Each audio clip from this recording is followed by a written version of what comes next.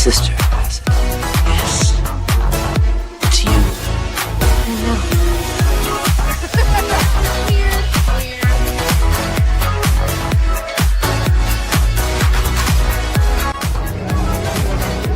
Wintertime here at Hogsmeade Village. Lieutenant Dane, Hello, Forrest. you got new legs. Titanium alloy.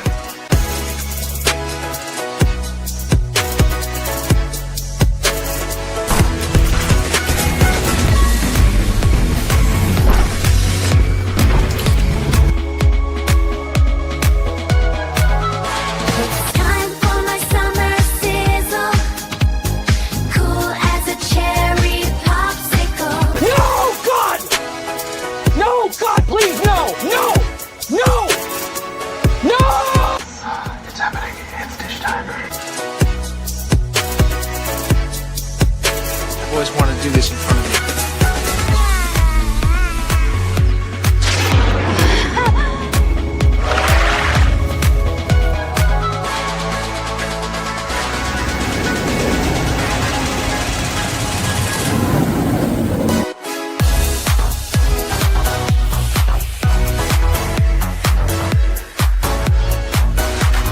Creating content that enlightens and lifts you up.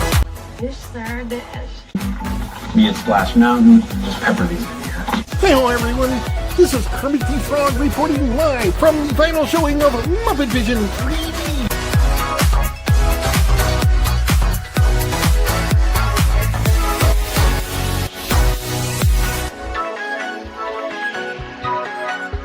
Right? God, I missed our daily dishes.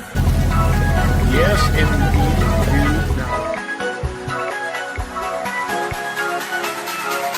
You know, I really don't remember you being this opinionated. Who knows? It's Hollywood, baby.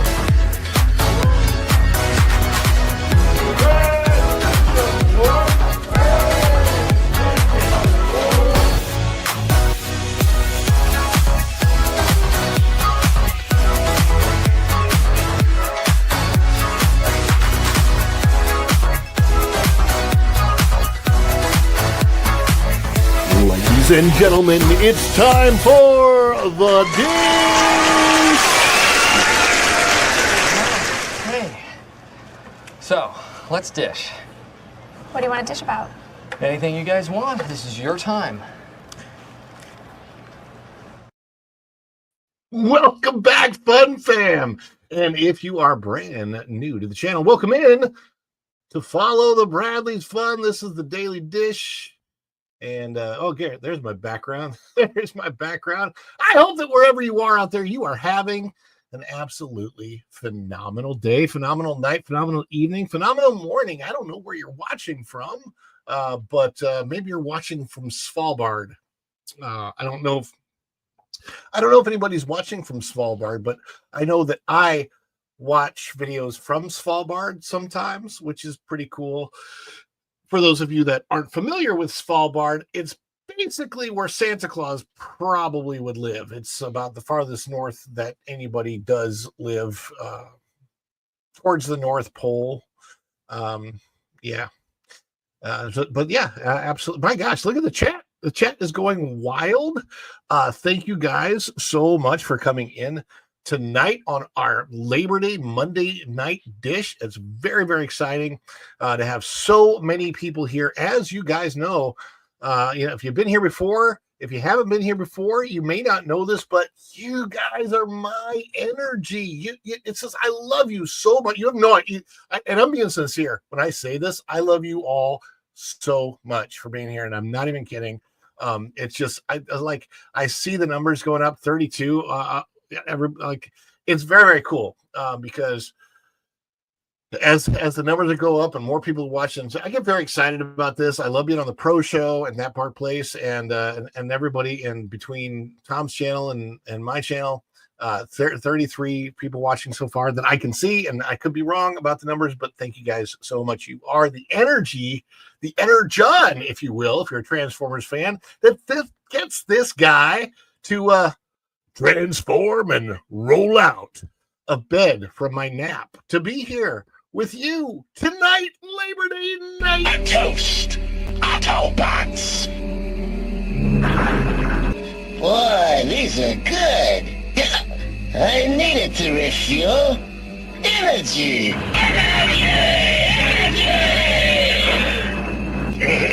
This stuff's the greatest!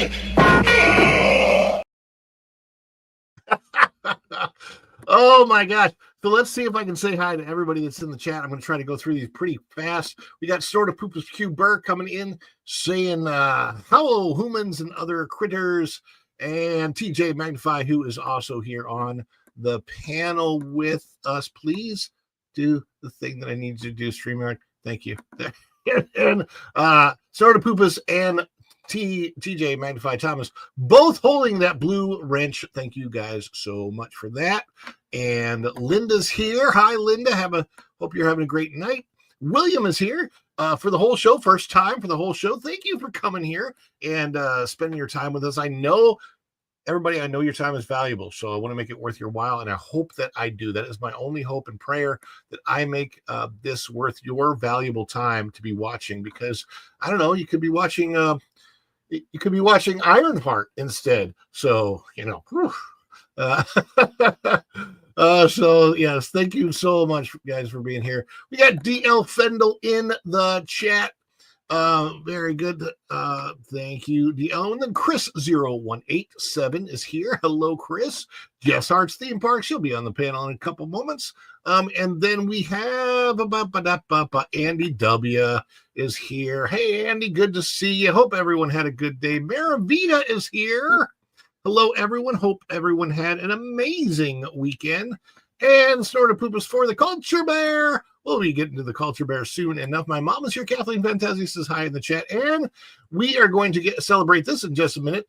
Maravita became a YouTube member on the Friendship Boat level. Great. As a matter of fact, our first story is about a boat, not the Friendship Boat, but yeah.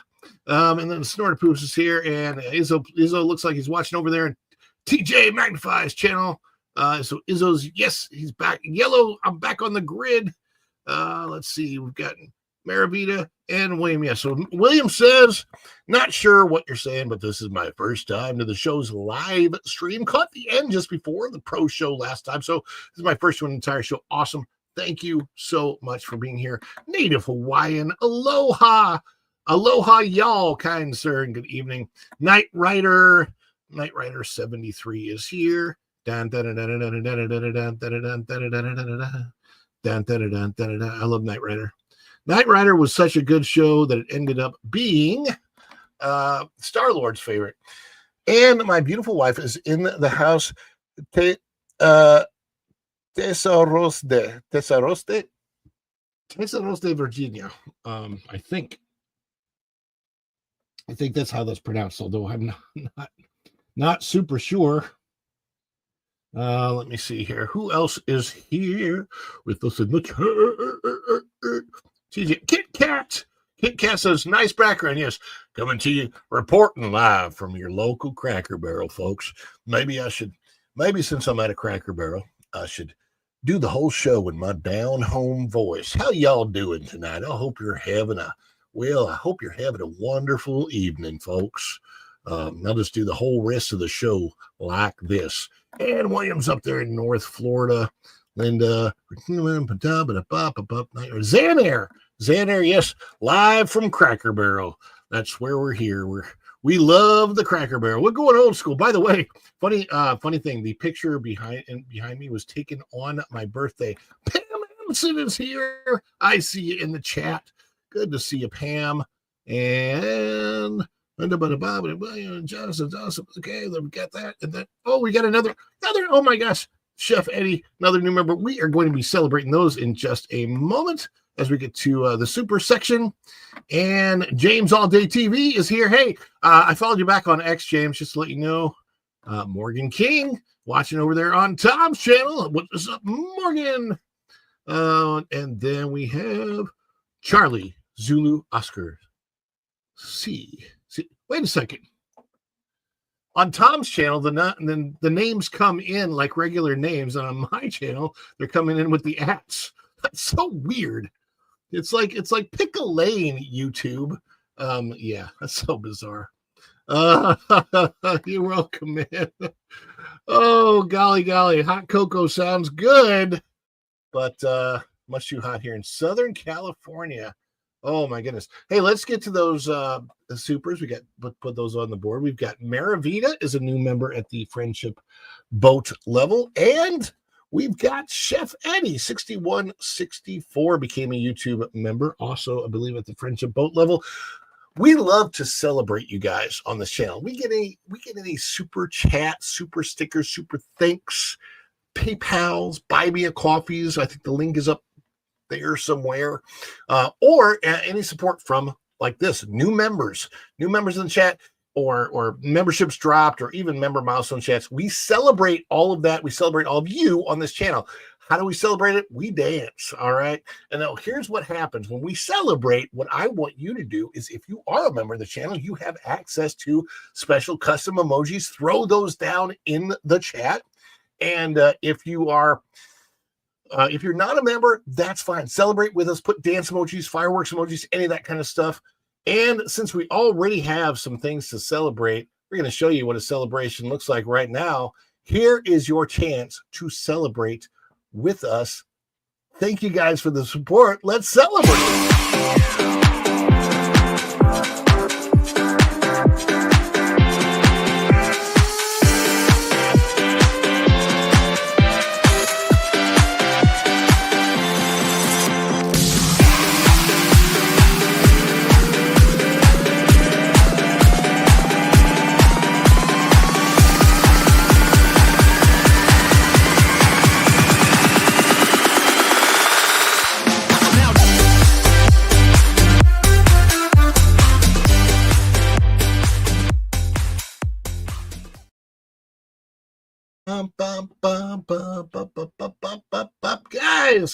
Guys, we've got some people joining us tonight.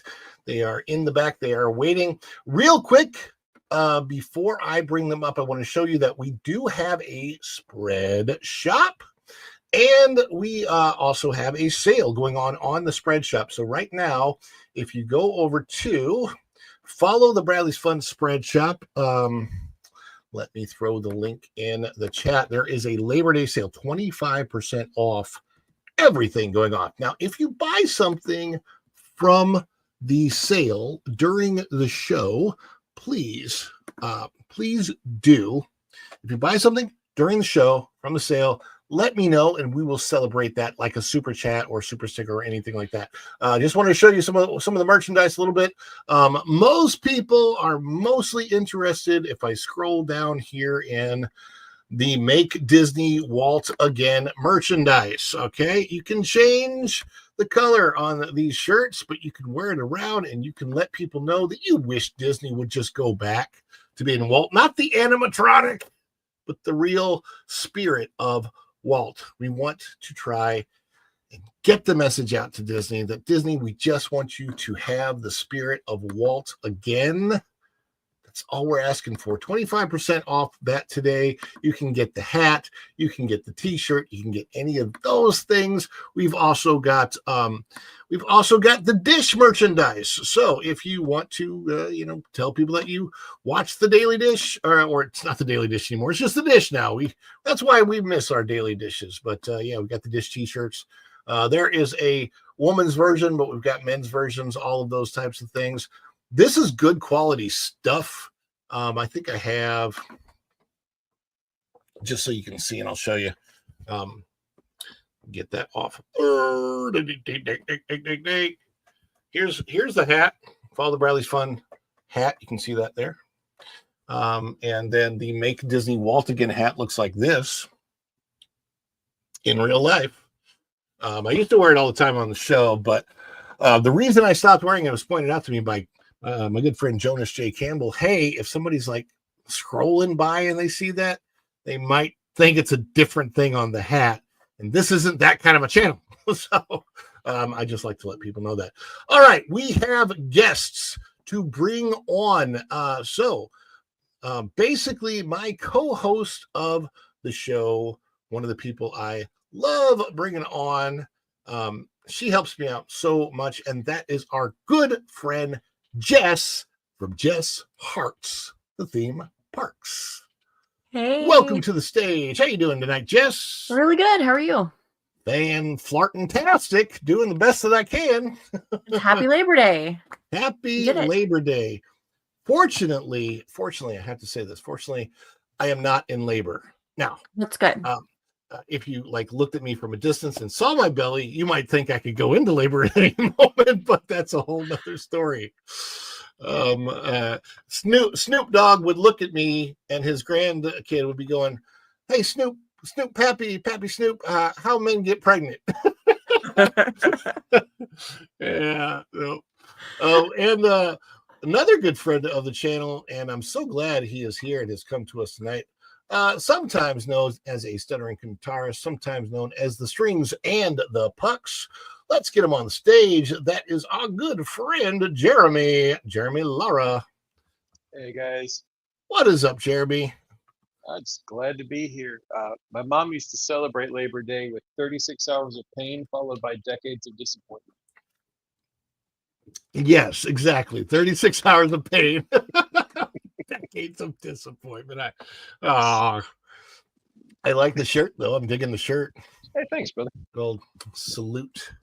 Salute to all of the countries of the world, but mostly America. Yes, indeed. Who else do we got out there? It looks like, I think this one is a familiar favorite coming to the stage. Afternoon, everybody.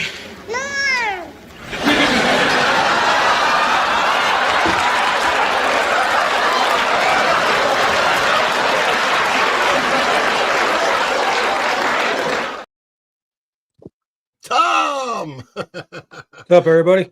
Tom F. is here, sometimes known as TJ Magnify. And coming to us, not even from this period of time, but possibly from, we don't know, maybe it's the past. It's hard to tell what time period they're coming from when it's kind of like, oh my gosh, it's like seeing a ghost.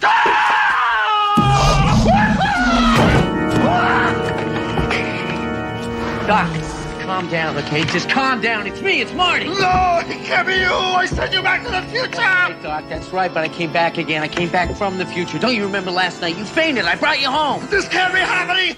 You can't be here. It doesn't make sense for you to be here. I refuse to believe that you are here. But he is here. Lou Wasserman's ghost is in the house. LW, how you doing? I'll tell you, every time I watch the opening now, I wonder if when the dish cloche rises, there will be A, a magician's dove, or B, a plate of Chinese food underneath it. Because I actually have a set of those Chinese serving dishes look like that, but have a little pedestal. You know, I got them from Williams-Sonoma a million years ago. But anyway, always happy to be here. Good. Well, we're always thrilled, absolutely thrilled to have you. Your wisdom, everything you bring. Hey, I'm just some guy, you know. Just what was that?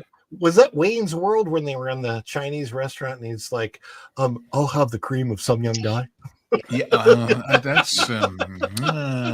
joke predates Wayne's World, but yeah, I would have. That doesn't mean it's worth repeating, but. It's Chinese food for the YouTube algorithm, just to let you know. That's what okay, we're talking Mr. about. Weinstein. Sum Gai. Yes, very, very good. Yeah, I noticed also my local Chinese restaurant. It's funny, the one I normally order from is closed on Mondays regardless. So they were closed today, Labor Day. I was going to order from them yesterday, and their daily dish has gone up by like $2 on their lunch special. So we might be getting priced out. I hate when that happens. I don't know if I can't tell you how many times I get ready to order something from like DoorDash, and I know it's more expensive than going there, but it's convenient. Right. And then I total it up and I say, that much for a sandwich and some chips? Are you mad? And just on moral outrage, I turn it off and don't order it. So yeah, it's it's out of control. I understand what happened. I understand prices, but what most normal people don't understand, like when you see the union protests, the big one was the push for $15 an hour. Obviously, we're well over that now, right? But I remember the push, and I remember thinking, guys, stop. The moment you get it, you are going to price yourself out of everything that you're trying to buy today. Because as soon as you get the 15, all the products that you're selling go up. Everything goes passed along. Inflation will always outpace wages. It's just the way it works, and it's never going to stop. I mean, I just wish that people would learn that very, very simple lesson. Like I said, I had. You expect people who have a public education to actually understand a little bit of economics? Yeah, Didn't they used to teach home economics in school? Yeah, I remember my home ec class was 8th grade, divided into 3 trimesters. So instead of sounds positively pregnant with a potential for abuse.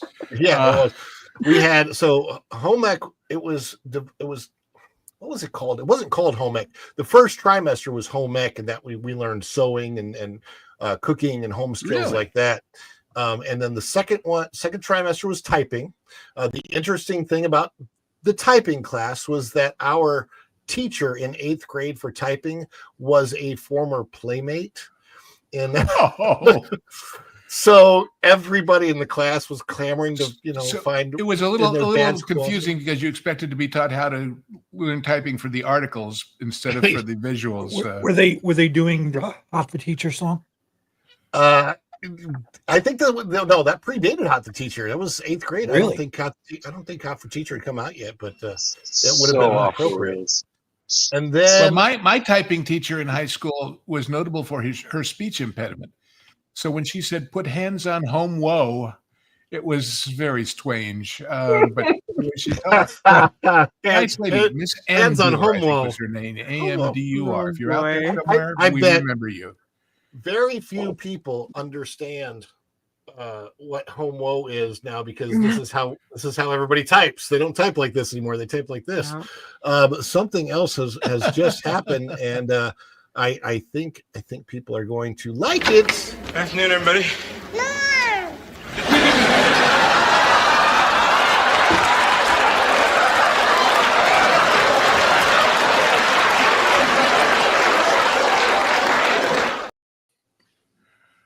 Hello. We are joined by Fake Wizard, real life Fake Wizard. What's up, guys?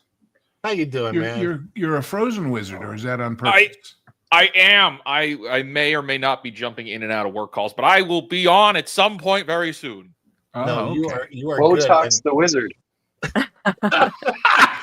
Good to see you. I think you look phenomenal. Yeah. I think he's kind of giving me the evil eye. I'm kind of afraid. There you go. Well, hey, I'm feeling a little uncomfortable now. There you go. We got more support that came in from Go and Shogi, gifted 5. Follow the Bradley's Fun memberships. That deserves, I think, a little bit of our friend Culture Bear.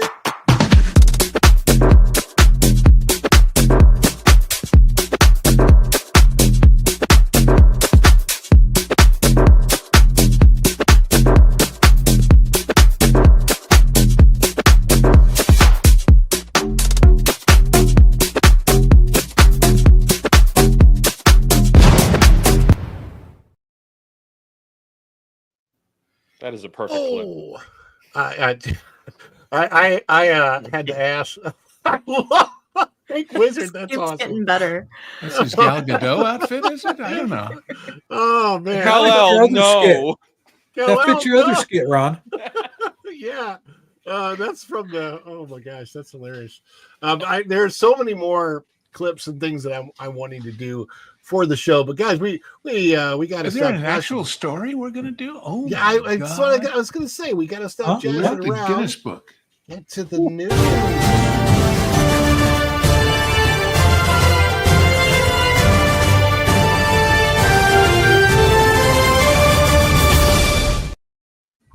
Wow. The news is I broke it. Don't break the news. Let me see here. This is out of thatparkplace.com. This is breaking today that we're finally getting some information about the crash that happened. This was the ferry boat. This is not the ferry boat that is This is not the boat in Magic Kingdom. It's not the Liberty Bell that used to be there that is part of the Rivers of America. No, this is the ferry boat that actually shuffles guests from the Ticket and Transportation Center to the Magic Kingdom. So for those, if you're in the chat and maybe you've never been to Walt Disney World, just to let you know, it's one of the few places in I don't know of any other parks where there's not parking, like right in front of the theme park. All of the other parks at Walt Disney World, the parking lot is actually adjacent to the theme park. Universal, there's a parking garage, and then you have to go through City Walk to get there. So it's kind of, in a way, it's kind of like that. But at Magic Kingdom, you park in a place called the Ticket and Transportation Center, and then you either take a monorail over or you take a ferry boat. Well, the ferry boat, a few weeks ago, it crashed at night in the dark, and we're getting reports of kind of what happened. So out of thatparkplace.com by our good friend Marvin Montanaro, written today on September 1st. Let's see if we can get to the actual story. There we go. Incident report claims, I don't like this part.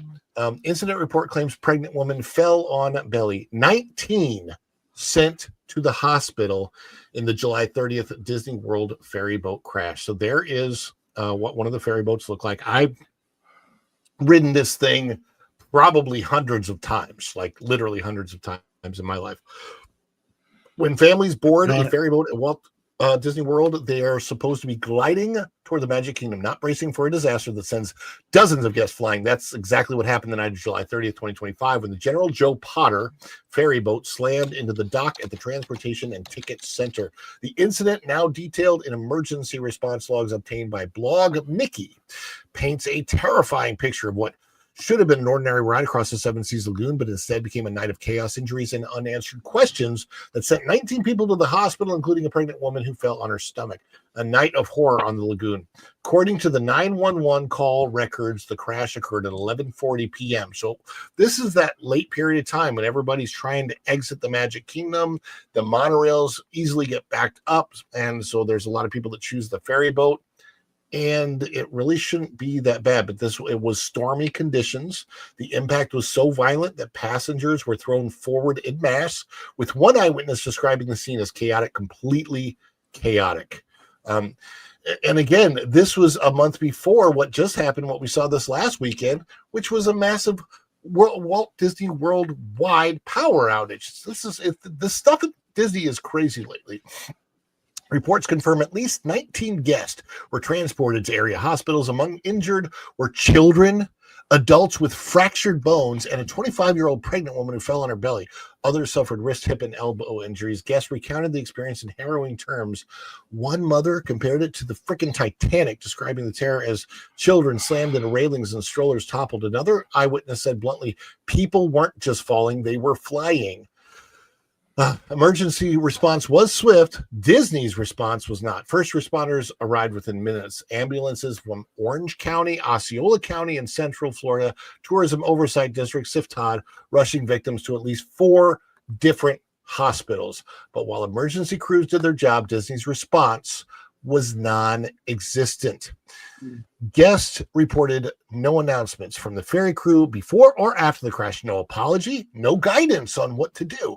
Injured families were left to fend for themselves as they struggled off the boat. The silence extended beyond that night of the Disney World ferry boat crash. Weeks later, Disney still has not issued a single public statement, not to the media, not to the victims that we've heard, and not to the countless families who put their trust in the company's transportation system every day. Before I read that next part, I mean, it talks about, Quiet Disney cover up and what's going on. And this is crazy, guys. I want to get the panel's thoughts on this. Whoever wants to chime in first on how they feel about Disney transportation, safety, anything that's going on at Walt Disney World. What is this?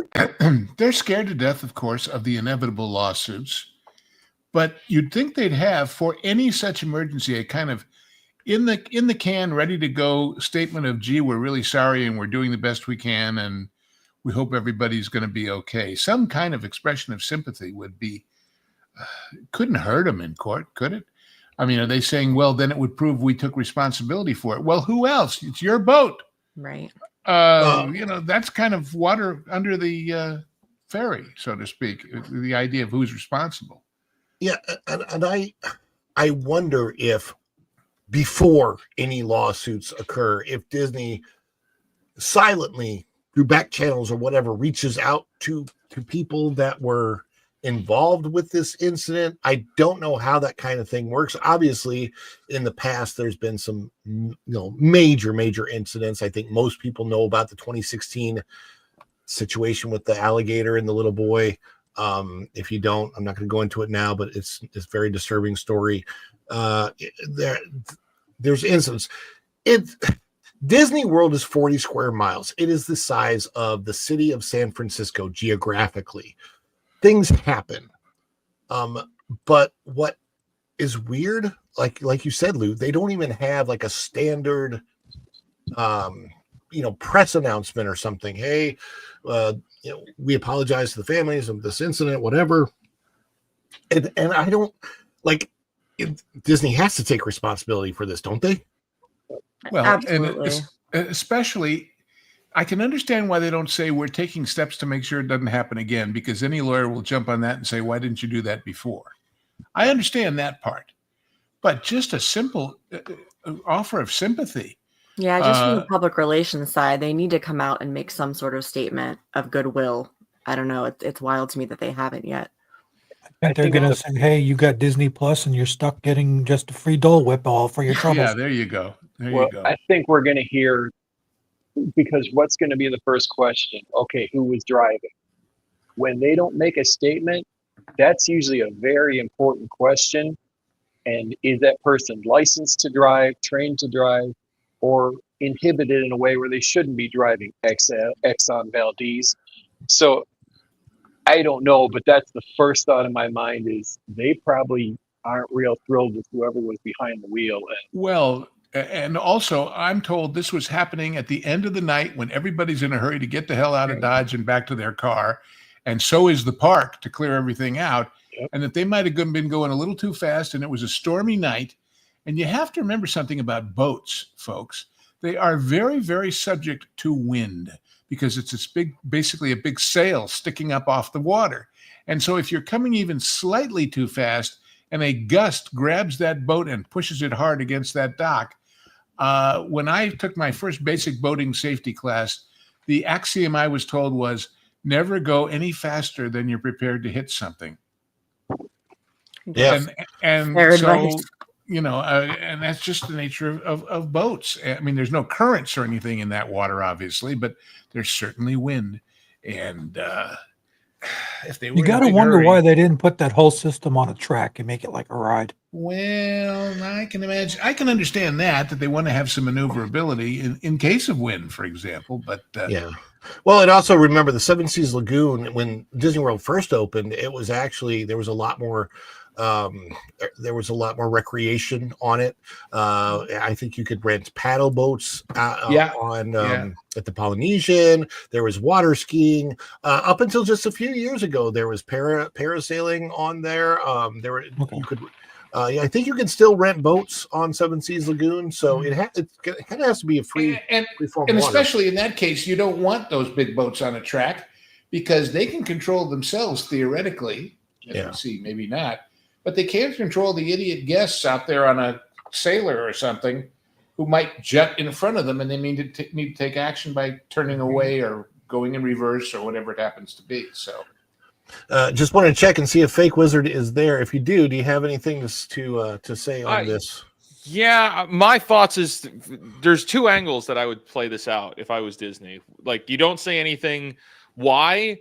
If you don't have the whole story. So there's a possibility they don't have the whole story. And then to Lou's point, I think, they don't want to take any claim here. They don't care about sympathy. This is Disney we're talking about. They don't care about sympathy.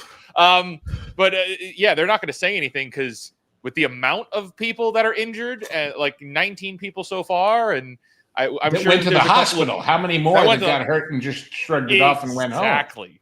How many boo-boos out there are going to jump in on this lawsuit?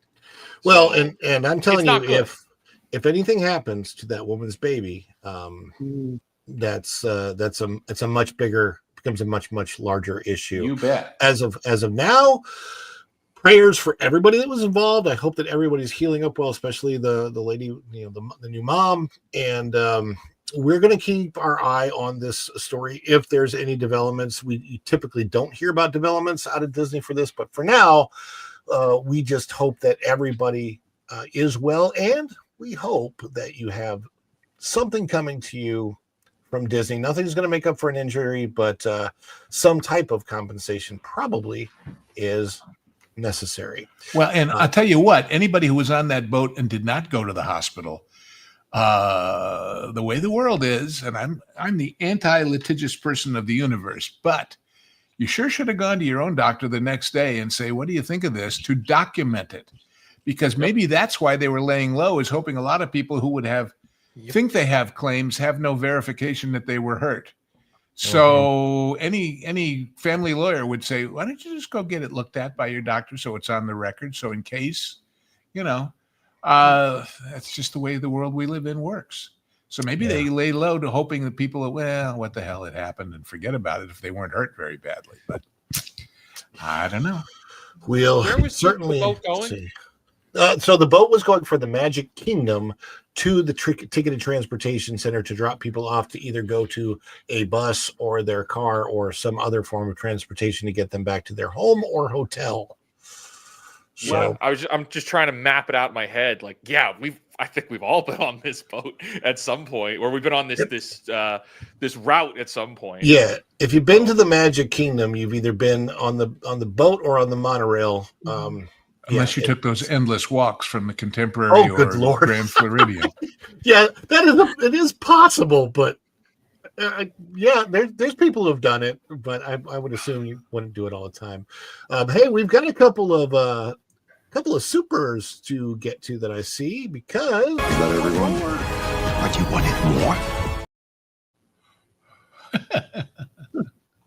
Yeah. So let me get these on the screen. Let's see. There's the newest one here.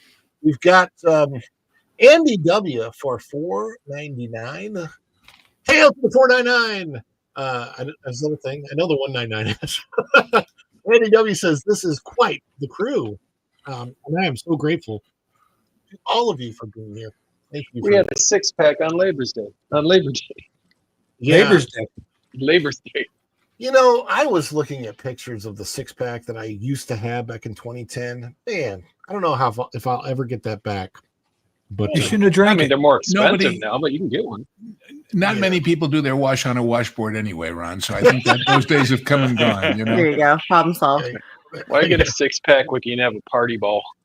Go for the keg, guys. Go for the keg. Yeah, well, we know 10 points if you know where that quote is from. Grandpa. Jaws. Is it really? Oh, sure. It's when Quint is telling the story of the Indianapolis. Yep.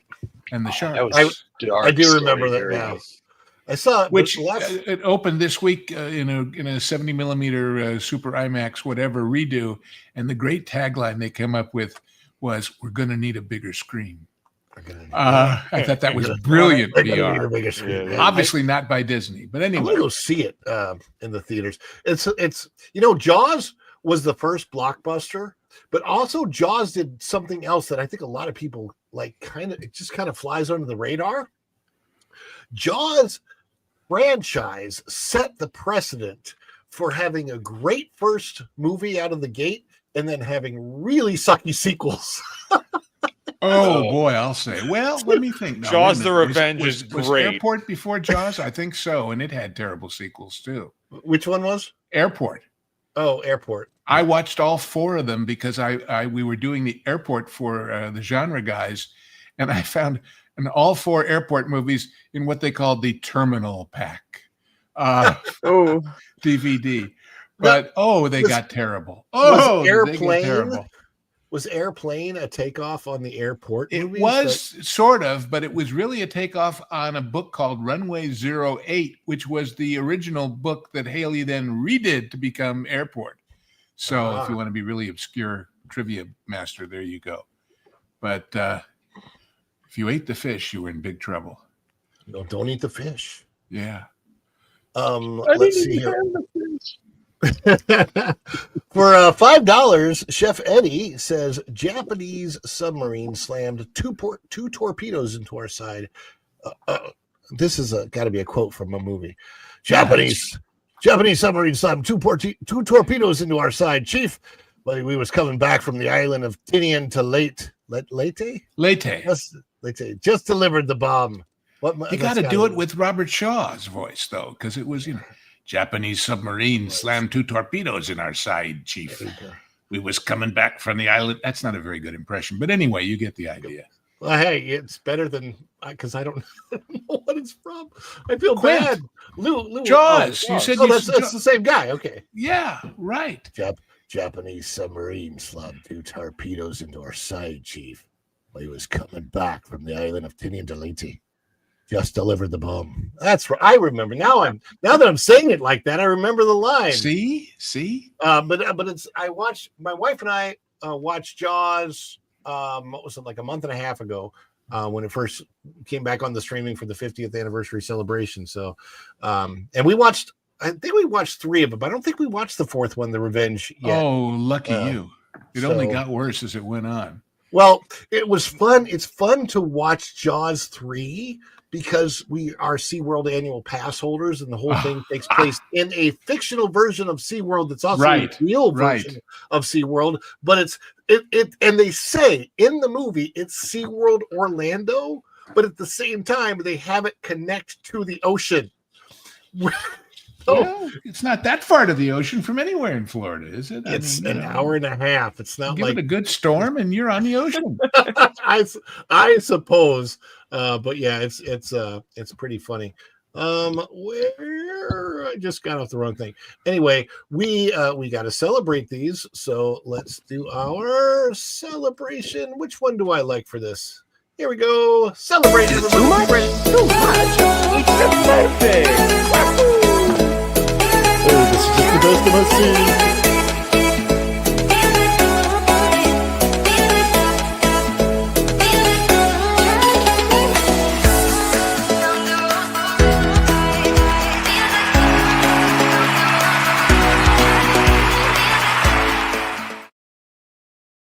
Somebody just said about Michael Caine being in one of those Jaws sequels.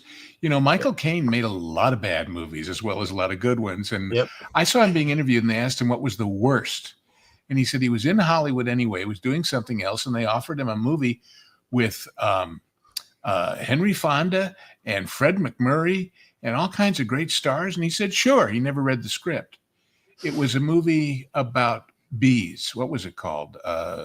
The Swarm or something like that. Oh, yeah. And he said in the first scene that they shot, he and Henry Fonda are standing there and they had this room with all these bees up above and they suddenly feel all these little brown drops falling on their shirts and their heads. Oh. And he says, the bees were crapping on us.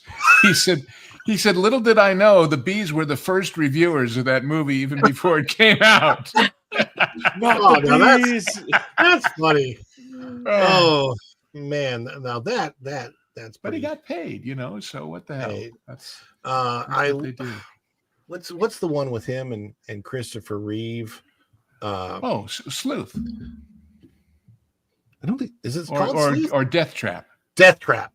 Yeah, okay, right. That was a heck of a movie. That it's one of my favorite films to watch, just the acting of it. Christopher Reeve, outside of the Superman stuff that he did, was just such a brilliant actor. Well, of course, Somewhere in Time, my God. That film is one of the best. Lou, what's the lady's name? Jane Seymour. Jane Seymour. Okay, I have a hard time with names sometimes, but I found out the other day recently that I am not only 1 degree of separation from Jane Seymour, but 1 degree of separation from Jane Seymour with a person who is a good friend of mine who I can call up anytime, who is also a person who can call up Jane Seymour at any time. I'm like, put me in contact, please. You heard this. You heard this through the grapevine, did you? You're about to lose your mind. Oh my God. It was like, because Jane, they reenact that every year up in Mackinac here in Michigan. Oh, do they do, and the crew. I happen to know one of the ADs on the show, and he goes up there pretty much every year for that reunion. So nice. That is When you go to the Grand Hotel, and I used to go every Labor Day, we'd just walk the grounds, and they'd have like Wynton Marsalis directing some great music. They have plaques everywhere where the movie was shot, and you can see the scene that was shot, and where it was, and then original artwork from the movie inside the Grand Hotel. Oh, wow. They love that movie. But when you were there and you got drunk and you dropped a platter of food, did they look at you and say, "Are you the one?" When I was allegedly there and allegedly drunk, no, I fell in a hot tub. Yeah, are you the one? But that was my honeymoon. They gave us like 3 bottles of champagne. I don't know what happened. Literally. Oh, guys, we got to get back. We got to get back to the news. It's not the kind of news I love to cover, but it is part of the headline story. So here we go. I have news. What type of news is it? Well, to be perfectly frank, it's bad. Maybe if you tell me the bad news in a good way, it won't sound so bad. The bad news in a good way. Yes, I can do that. Well, here goes. Wait till you hear this. Cracker Barrel is still deep in the DEI. Oh boy, despite the return of Uncle Herschel. Yeah, you don't have to dig too deep, even though they removed everything off of their. They didn't remove everything off of their website if you look closely, but they sort of scraped the surface. But this story is out of the New York Post by Charles Gasparino, which is a cool name. I don't know what the lady's saying, so I'm not going to get into that. He's a cool guy. He was a business reporter on Fox for many, many years before he moved over to the world of print. I just happen to like the name. I think Gasparino is a really cool name. Yeah. Cracker Barrel says the old white guy in overalls will return to its logo. So why is this country-styled restaurant chain still celebrating woke? Well, excuse me, last week the company jettisoned its long-time mascot Uncle Herschel in an effort to modernize its brand, only to bring him back this week after a social media firestorm that even President Trump couldn't resist, and which cost its stock more than $100 million in market value. Yes, we've reported on that. The restaurant chain also made some cosmetic changes to its website. Gone are the celebrations of various employee resource groups involving the Skittles crowd and various forms of diversity, as they like to call it. No surprise there if you follow corporate America's slide into progressivism and the consumer backlash, including an anti-woke administrative state in the Trump administration. Going woke is a loser. When modernizing a brand is often code for going woke, and as I have reported, customers rebel because, well, they hate being barraged with left-wing agitprop in marketing and ads, as we all remember the Bud Light scenario. So, but before we celebrate, we got to dig a little deeper, he says, into the barrel. It won't take much to learn that Uncle Herschel isn't the MAGA dude the company's loyal customers think he is. No, instead, he's still just a social justice warrior on the money has learned. Don't believe me? Take a look at Cracker Barrel's website, in particular, the company's 2024 ESG report. For those of you that don't know what ESG stands for, they actually have it on the website. It stands for Environmental, Social, and Governance. Inside, you will learn the number of board members, executive team members, professional staff, store level managers, and staffers who are women and a quote-unquote racial ethnic minority. The report also touts its, quote, diverse, independent, and highly qualified board, as if its customers care how many board members, in this case 56%, are female when they chow down on a chicken fried steak. Read further and you'll discover that the Cracker Barrel has dropped the dreaded DEI label, but never fear, wokesters.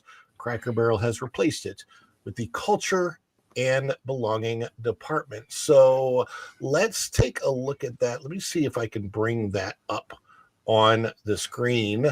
Lou, while I'm doing that, I'll let you take the reins and you sent me the it turns out that for the past 5 years, they have been putting serious money into various groups promoting various causes that aren't exactly unwoke. And the change in the logo and the painting of the stores was the last step, not the first. It was the first most people knew about it because they weren't paying attention. Meanwhile, over the past 5 years, I would say, or maybe even a little longer, the quality of the food has gone down, the quality of service has gone down, and people have noticed. And when you have a company who, compared to their peers in the sit-down casual dining sector, they have an average check per customer of about $11 and some change, where the industry standard is 13 to 15, which means they're not making as much money per person, which means that if the tips are following the total as they should, the workers are not making as much money per person. And at a certain point, the fact that in most of their locations, they are at a freeway off-ramp because their primary audience is families on road trips. If the families pull up and see rainbow rockers and then come in and find that the food wasn't as good as they remembered last time, they're not coming back. And they're saying, well, if it's all a question of sitting down, we can sit in our cars and eat from all the fast food places at this off-ramp. Yep. And remember, their entire business was primarily families on road trips and after church groups on weekends. And if those two groups desert you, folks, who's left? I'll tell you who's left. The people who want the pitchers of mimosas before they hit the road again, because they added alcohol to the menu. So your DEI case, isn't it? Yeah, well, that's DUI. That's a different kind of DE. I'm on the Cracker Barrel website. This is obviously you get the order page because everything's set up so you can order from your home, go to the store, pick it up. Scroll down to the bottom though, and you'll find a section under About Us that says Culture and Belonging. Now, this is the page that if you scroll down before had the list of all the different groups that they were giving money to, including the Skittles crowd. As I like that phrase because Lorena came up with it, and it feels like a smart way of saying an easy thing. So, culture and belonging. Everyone feels at home at Cracker Barrel. Now, I have to read this in the old country. Yep. At Cracker Barrel, welcoming people has been at the heart of who we are. When we take care of one another, we're able to take even better care of the people who walk through our doors. Good people, good work, good company.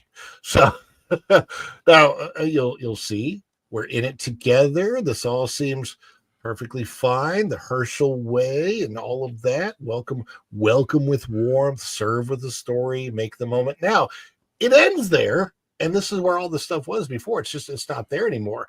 But this is not so bad, surface level stuff. But then we get over here down to sustainability.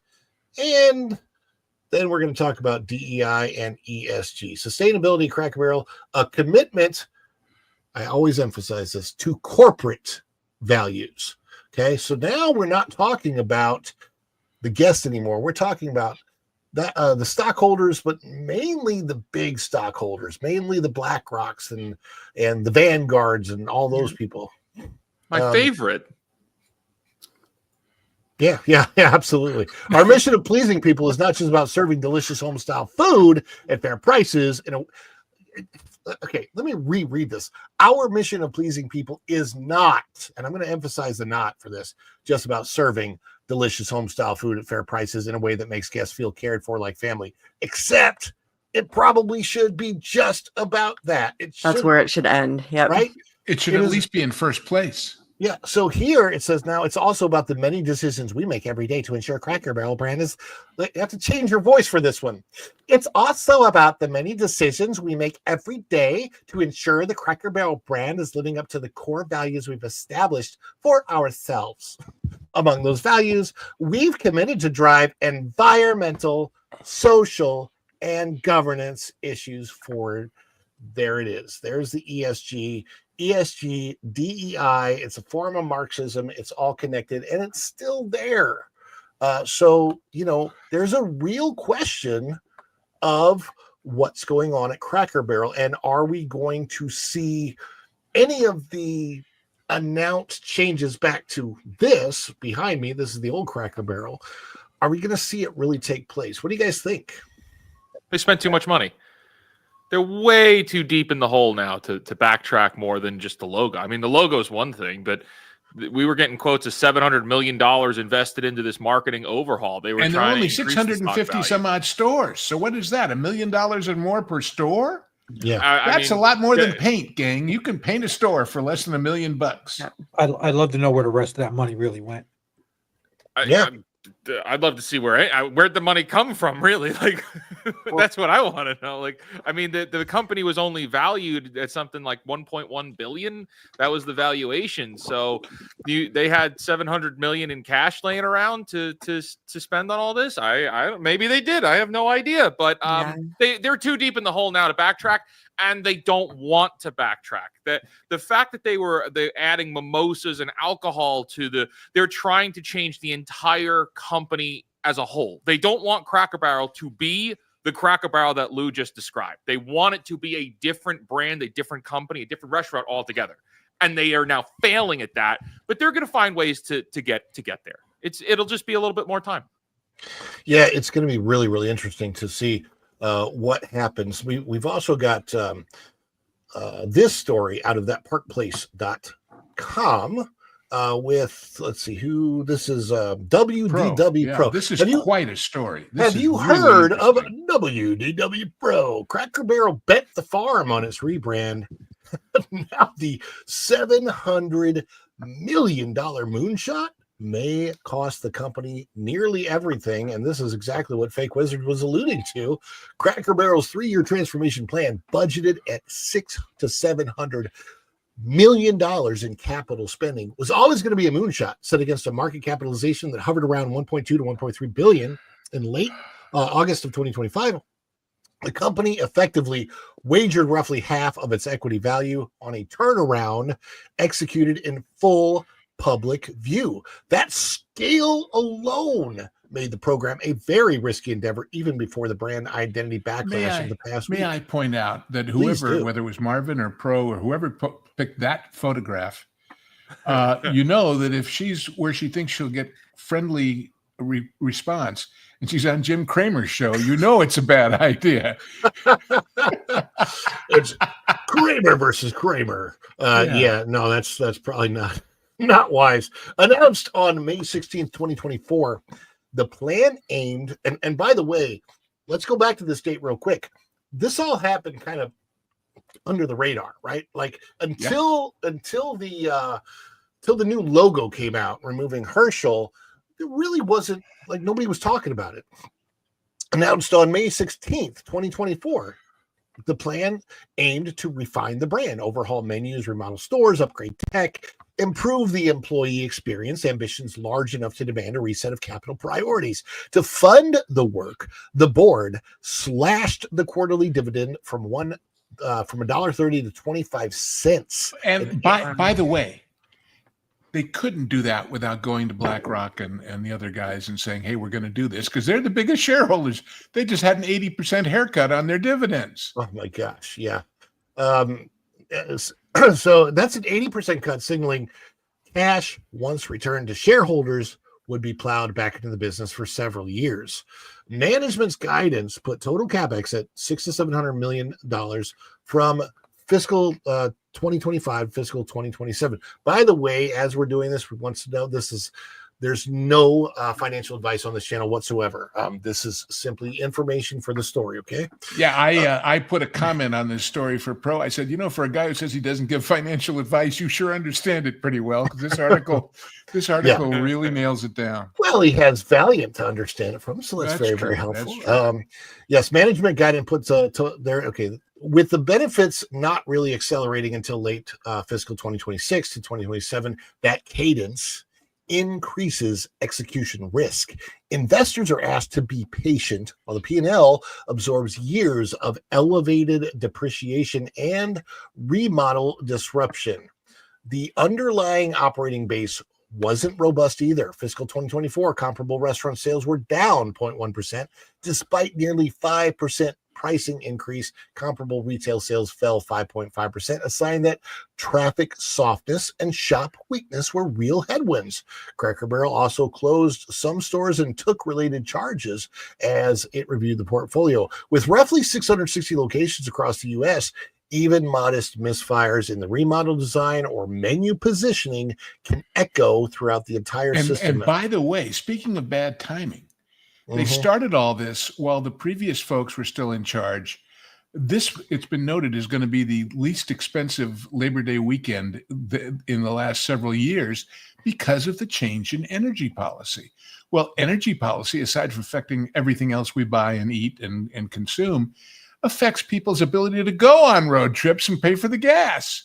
So if there's fewer people out there doing what they love to do, which is when they stop off at Cracker Barrel, I've noted some people were not aware of it. Cracker Barrel, one of the things that they did, they rented books on tape where you picked it up in one store and you dropped it off at another, which was called, hey, we can do it for nothing because it's going to get people in for twice instead of once. Right. But if people can't afford the gas, it ain't happening. So anyway. What an amazing program that was when you think about it. Whether it was on CD, and I think that they actually did it with music CDs as well, where you could rent a music CD. Oh, I don't know. Yeah. My understanding. Yeah. So that, like, because I remember they had their own stores, brand where they took various country people and had them make a record just for them. Yeah. So, and then you could rent those, and for very little money, instead of buying a $20 CD, like $2, rent it, drop it off the next. I mean, how smart is that? And of course, they've got your information to charge you for it if you decide to keep it. So all of that is just really good common sense sales stuff. They also have a really cool shop. I'm walking distance from a Cracker Barrel. It's literally the thing behind me, that setting. That's the Cracker Barrel I'm walking distance from, and I love going to the store. It bothers me, all of these changes, because just from an ideological standpoint alone, this kind of puts me off from wanting to support them. And I like to buy like the little trinkets for Christmas gifts, birthday gifts. That's the kind of thing that I go. Plus, the cool sodas that you can't get anywhere else. But here is the brand. A lot of that stuff in the store is, if it was in another context, it would be sort of Temu cheap stuff. Mm-hmm. Sure. But against the dark wood background, it kind of looks fun. You put it against that beige, and it shows off how cheap it is, how crappy it is. And when I was in one, most recently, was driving back from Florida, and we just went in basically to use the bathroom, and I said, I want to get some candy. And where they used to have real Necco wafers, now they had Smarties. And where they used to have real malted milk balls of famous name, now they had what they called the South's Best. And then you looked at the fine print, and it says distributed by some outfit in Illinois. In other words, they were going to knock off brands on all those classic candies that they used to have. Did they have Goo Goo clusters? I don't remember, but those are local, so that's no big deal. Well, I just think it's not a Cracker Barrel without Goo Goo clusters. So here's what they're doing, just to get this back up on the screen. Then came the branding stumble. So this is now where we get to the story where we are today, right? In August 2025, Cracker Barrel unveiled a minimalist logo intended to modernize the chain and appeal to younger diners. Appeal to a market that they're not going to get. I do not understand that, by the way.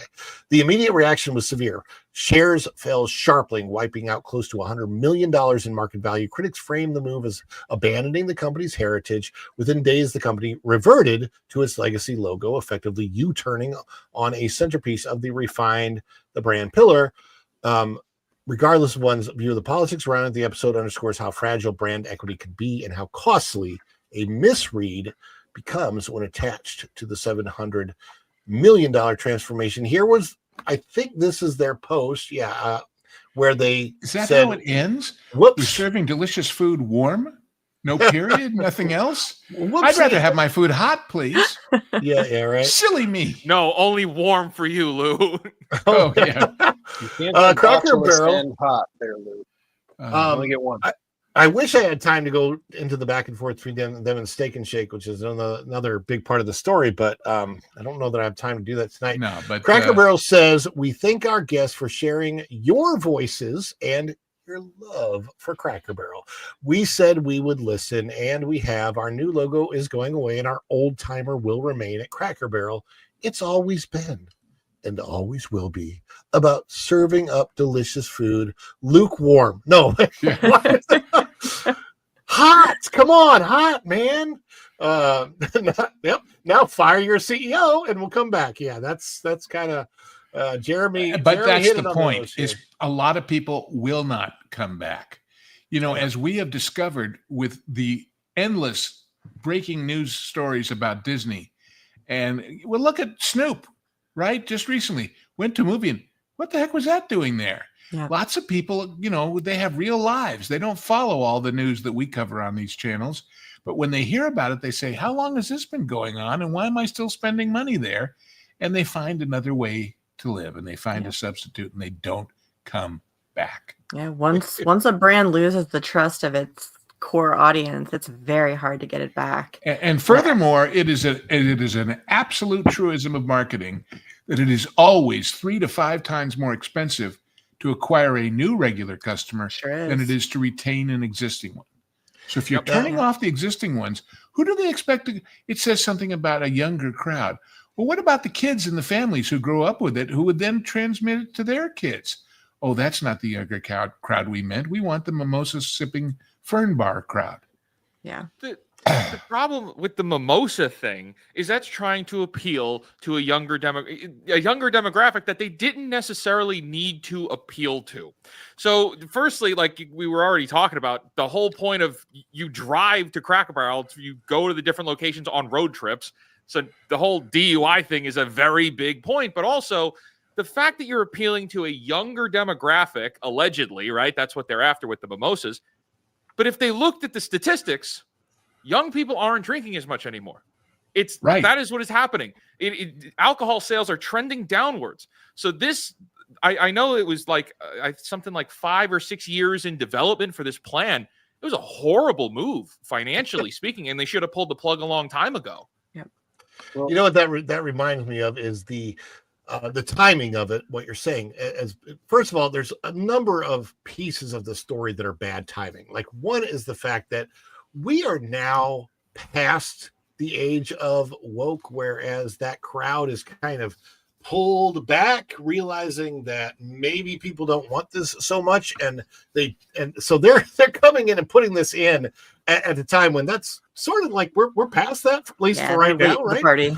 It kind of reminds me of when Opryland decided to close down and open up a mall in 1999, at the time when malls were dying and the themed entertainment was thriving. They actually had one of the best, most profitable theme parks in the nation in Opryland, and they're like, it's really popular. Let's close it down and put up a mall instead.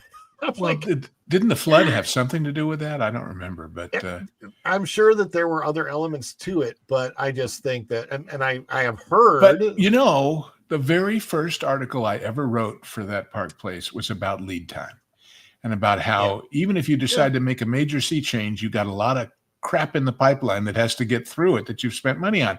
Imagine if they looked at this and said, you know what, this ain't going to work, and gone back to BlackRock and all those guys and said, that haircut on the dividends that we took from you? Well, we're not going to do all that stuff after all. Well, then give us our money back. Oh, sorry, we spent it. Yep. It's not a good look. Well, and one of the things I think that is so damaging in this is the digging, right? You had a simple issue, quote unquote, of the logo. Then people dig and they find out everything else. And what you find out, I worked for 2 Fortune 100 companies, right? And they would do this. They'd have a brand that you couldn't break. You could not damage the brand. So they'd bring in a consultant who was at the same party as someone important's kid. And so Lou's laughing because he knows this is pretty much how it happens. And they say, you're not ready to be successful in the future. So they implement these changes, and it starts at the hiring level. Okay, everyone that comes in has to get accredited in A through Z. So now by the time you actually make the front-facing changes, you have an entire corporation built up on those hiring practices, 5 years, 6 years, 7 years of all that training. No one has an original idea left And it came because a company was successful, but someone was able to scare them. And this goes to that movie, What Women Want. Do you guys remember that with Mel Gibson? Yes, love that And movie. the whole premise was how great Sears did when they embraced the softer side of Sears. Go forward, and Ron and I were having this conversation. My dad used to covet the tools at Sears. The Craftsman tools were so good, 80s and 90s. Yep. And then when Sears decided to explode, they started making them out of cheap stamped aluminum. And their core, they were chasing that dollar, like in What Women Want. And at the time, that movie seemed to have all the answers. But looking back on it, you can see that Sears fell down an absolute hole because they ignored their success or just believed it would always be there. So they pay someone millions of dollars to give them new ideas and then fire their entire ad department. Oh, you guys aren't doing this. And then 10 years later, they were the worst ideas in history. Well, and that's Disney all over, right? That's why so many people in all of our channels and chats. Well, what if Apple bought it, and what if Elon bought it, and what if somebody else bought it and changed everything and got rid of all those people? First of all, every one of those people below Bob would have a lawsuit saying, "We was just following orders. How can you fire us for doing what we were told to do?" Not great, Is this Bob. the way to the Nuremberg trials? Please. Well, I want to go to Tom real quick before we end this segment. Tom, you went to Cracker Barrel recently and saw what the crowd was like. Is there any update as to whether or not the crowd is going to change or is changing? I kind of swung back by after dropping a friend off at a port, and I went by the Cracker Barrel, and no, man, it was empty. It was basically the same. Yeah. So, and that's kind of the point there. Like, if it's going to be very difficult when you make a mistake, yes, you can admit folly to it, but unless you really, really change course, some people may never come back, and it's going to. I just think the brand is damaged forever. They're not going to get a new demographic of younger people, and the only way something like Cracker Barrel gets younger people into their stores is if their families are bringing them in. If grandparents or parents are bringing in the youngsters and the youngsters like what they see, then it works. If they bring them into the store and they buy them the ginormous Reese's cup that they have there, because they have like the giant Reese's cups in front, maybe that'll get them. But they're not going to make it on selling old Viewmasters, that's for sure. So we'll see what Cracker Barrel does. Exactly like Disney. Yeah, exactly like Disney. It's a exactly generational like Disney. thing. You break So it. I'll And tell it you doesn't what, come back. if they go on a fire sale, I'm going to buy some of those barrels. I can use them pretty well in the shop. There you go. Well, the rocking chairs are going on sale, and that's good because the stock ain't rocking at Cracker Barrel anymore. My gosh, I think we have another super. I thought I saw one. are you saying if this chair is rocking, don't bother knocking? Yeah. He put a sock on the chair. Yeah. So Going Shogi says you can either be wacky or serious, not both. Cracker Barrel looks like Pee Wee Herman designed a bank. Well, I think we have a little Pee Wee Herman for that, don't we? I believe. Is it too much? Too much. It's pathetic. Oh, this is just the best of us see.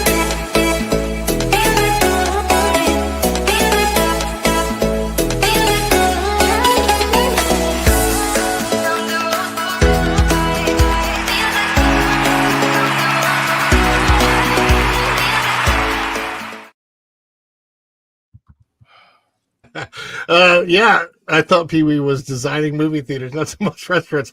Yeah, but the kind of movie theaters Pee Wee's designing is not the kind that most families want to go to. I can't believe you put that up there. I did not mean for public consumption.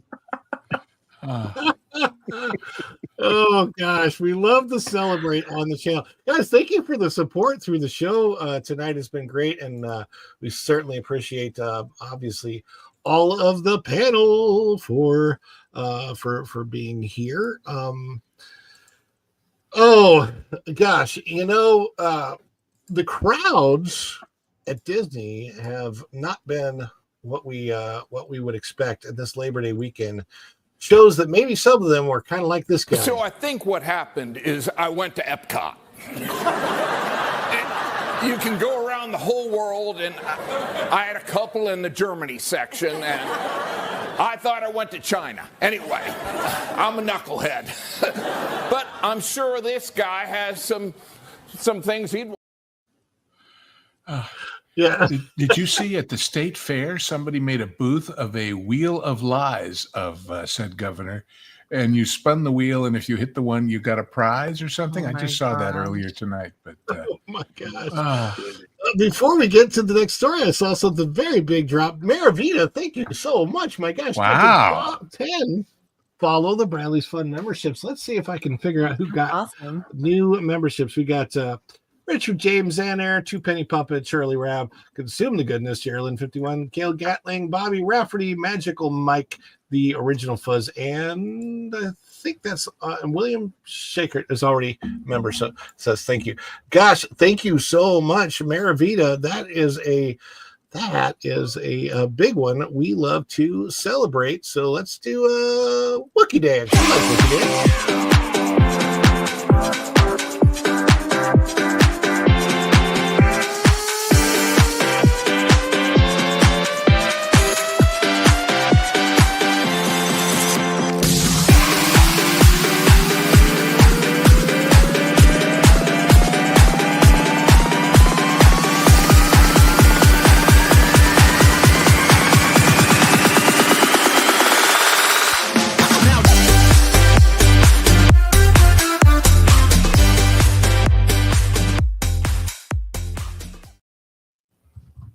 Yes, indeed.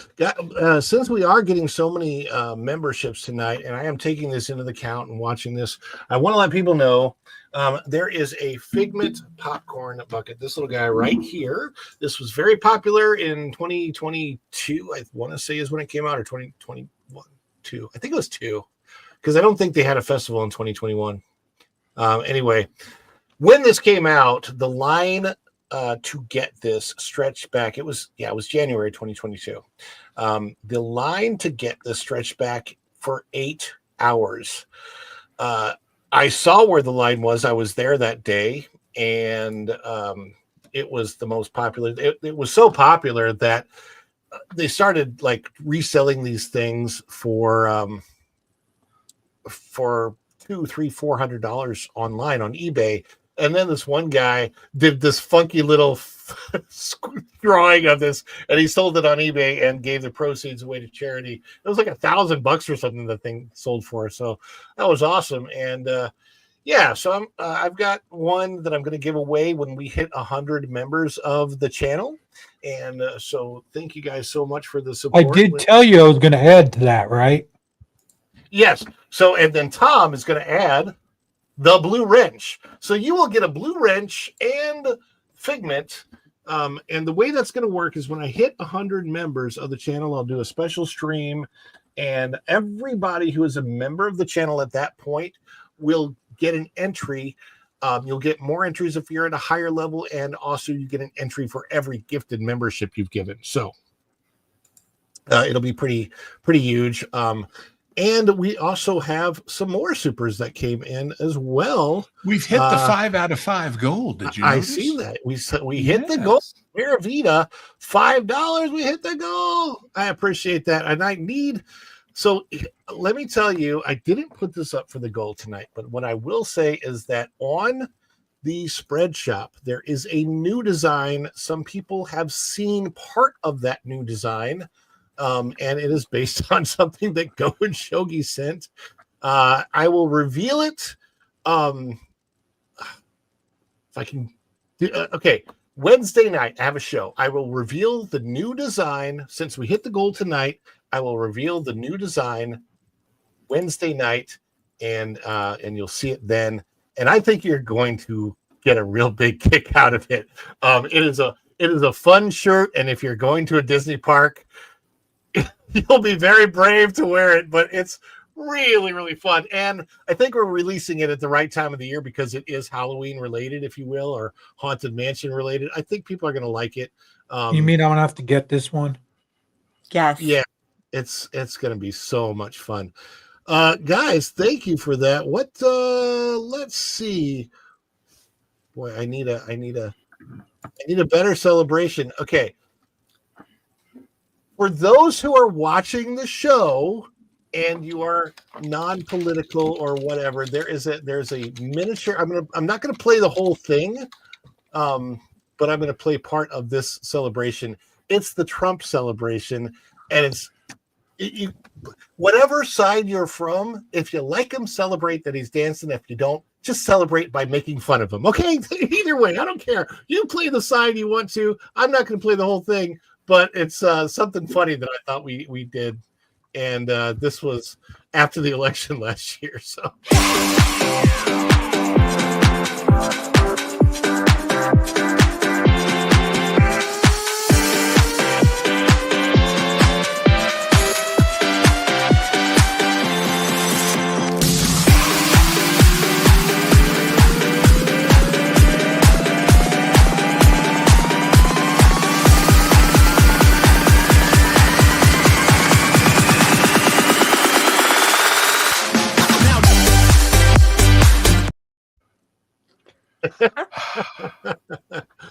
Oh, the Trumpy Trump dance.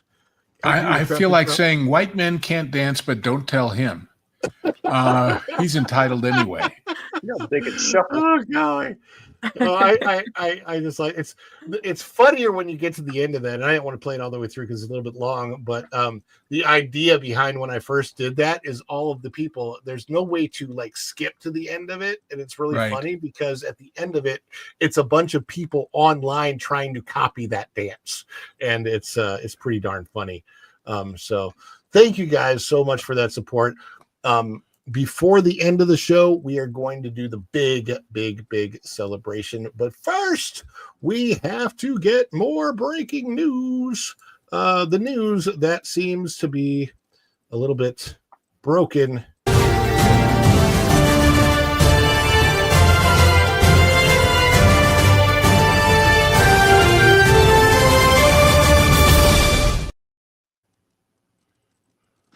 Out of that park place.com. Magic Kingdom stuns with empty Labor Day as slowest Disney World summer in recent memory comes to a close. Yes, it has. It's been a slow summer. I haven't seen it that slow since 2021.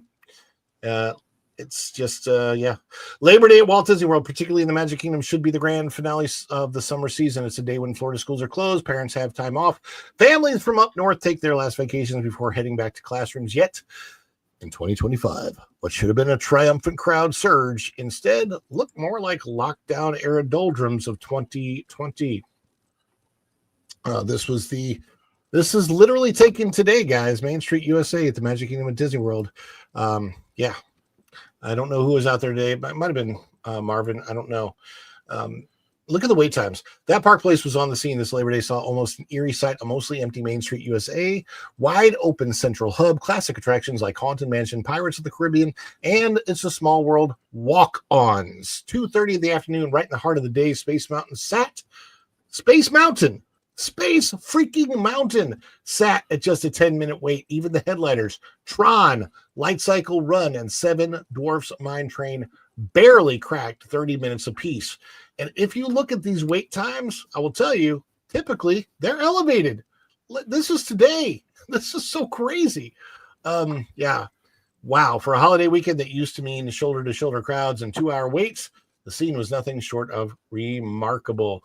I don't even think I have to read that much more of the article for comments because we were just talking about this with what the Cracker Barrel brand did and comparing that to what Disney has done. Because Cracker Barrel, this was just one weekend of hubbub.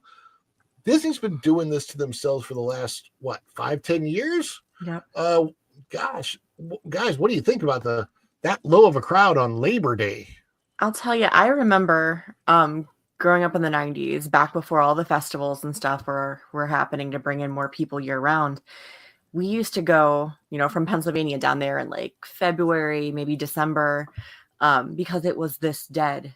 And that kind of went away for a while, a good decade or so, when all the festivals came. You got cheer competitions, all those things to really bring crowds in a little more consistently. It's tanking now. It's pretty crazy to see this. But especially this time of year when it used to be busy regardless. Sure. Yeah, I used on to a go holiday every weekend. year in the late January, early February period because it was dead. Because it was after the Christmas rush and before the snowbirds headed to Florida. And there was that magical couple of weeks when it was relatively dead, but not anymore. Yeah. Tom, when are you going back to Disney World, Tom? Is that a loaded question? Yes. For everybody else, that's a big question. For him, it was Tuesday. Somebody would have to PayPal me the ticket price and a blindfold.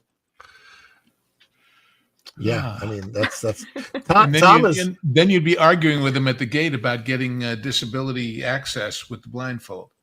Well, let me ask you this. Hold on. Let me bring this up. Native Hawaiians, November, right, Tom? No, I'll hit Universal with you, brother. I ain't going into Disney. Okay, so there you go. But here's the thing, Tom. What you just said, and I wanted to bring this up. There's alternatives, aren't there, when you come to Orlando? Because you don't live in Orlando, you live an hour away. When you come to 45 Orlando, minutes, it's not truly an hour unless there's traffic. but where do you go? You don't have to go to Disney. Is Oh, what I I'm can saying, go to right? the Space Center. I can go to SeaWorld. I can go to Epic. I can go to the Fun Spot if I had to. Dieterland. I can go to St. Augustine. It goes on. Gatorland. Come with me to Deezerland at some point so we can hit it up and do a video together. We'll get a few local people. Because I'm sorry. What's Deezerland?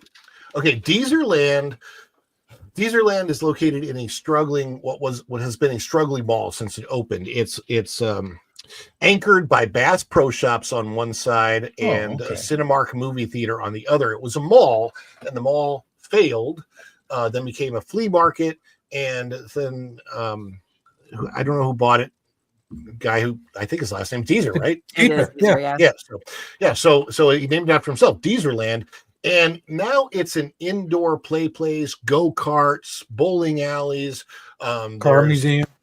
And the big thing is a car museum.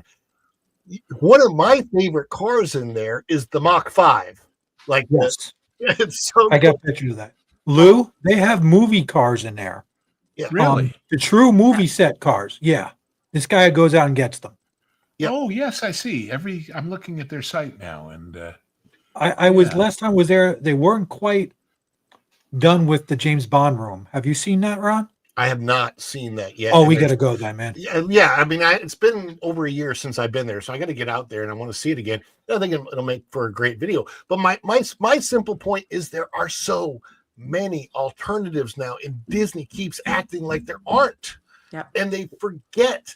It's not just Epic Universe. Epic Universe is the tip of the iceberg for what else there is to do. Blue Man Group just came back, so now you have that form of entertainment. You've got the Orlando Eye complex that has the wheel and the aquarium and Madame Tussauds and several other things right there on the complex. Then just up the street, you've got all of Universal. And I keep saying this, the Universal geographical footprint is smaller than Disney World. So if you're staying at a Universal hotel, you're going to be able to get to all of the Universal properties much faster in the morning than you could get to the Disney properties. If you were staying on Disney property at, say, All-Star Sports, for example, you're going to have to take a bus everywhere that you go. It's going to take you 15 minutes to get to Animal Kingdom and at least 50 minutes to get to any other park that you go to. And yes, it's free, but so is the transportation at Universal. You can pop on a bus at Universal and be to Epic Universe in 10 minutes, or you can stay at Helios and literally walk out of your hotel under the Epic Universe grounds, which I have done, which is cool as it gets. I almost said something else, but I mean, it's like, it's amazing. And I think Fake Wizard, aren't you maybe going to be, are you coming to Disney World? No. No. We're going to Epic this weekend coming up. Yeah. Take my parents and my family. We're going. Well, also my business partner is going too, because it's a business trip as well. But no, we had the opportunity. Do we go to Disney World like we normally do when we can, or do we go check out Universal? And we're like, yeah, we don't like Disney anymore. We're going to see Epic Universe. So now I'm excited. Yeah, and my point to that is, for every person who's like myself, or Wizard, or Tom, or Jess, or Jeremy, or Lou, there's so many of us out there, and we're all going to spend our dollars. We're still going to go to a park. We're still going to spend our dollars. Guess what? We're not going to give that dollars to Disney anymore, because they made the mistakes over and over again. And it's absolutely proving itself out in the records, in what we're seeing with the crowd levels going down. And to compensate for that, all Disney is trying to do is make up for it by charging more, which even blocks more people out. Okay. The guests that are going are getting, it's $200 a ticket, $200 a day to go. Yeah, they have some sales in there to try and motivate people, but they're charging more. They're giving less guest service. You have to pay extra for the Fast Pass that used to be free, that they call Lightning Lane now. You have to pay for Magic Bands. Those used to be free. You have to pay for Fast Passes. Those used to be free. You have to pay for Magical Express. That used to be free. Not free, but included in the price. A lower price, by the way.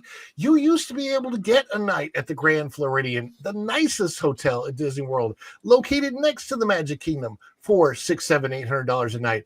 Last time I looked, it was $1,600 for a night at the Grand Floridian. It's ridiculous. Ridiculous. That used to be an entire vacation for a family of 4. Yes. And if you go and you stay at the higher level Universal hotels, you know what you get for free? The Fast Pass. Right. And really nice theming, and maybe even a lazy river. When we stayed at Cabana Bay, of all places, which is one of their lower ones, we had a lazy river right outside our hotel room. It's amazing. I get free as opposed to a entertainment all the drained time river here. right outside your haunted mansion. I get free entertainment here all the time. I film it. Rocket launches. There you go. Yeah, Ron, exactly. Ron, we had something sent to us back in the early 2000s, my wife and I. We might still have it. Disney would send you Build Your Dream, and it was like a binder with a CD-ROM disc in it. And they would literally lay out a way for you to save for multiple years for your vacation. And the way it was spelled out is, this makes sense anyway, because it's going to take you that long to get, to get a room at that point.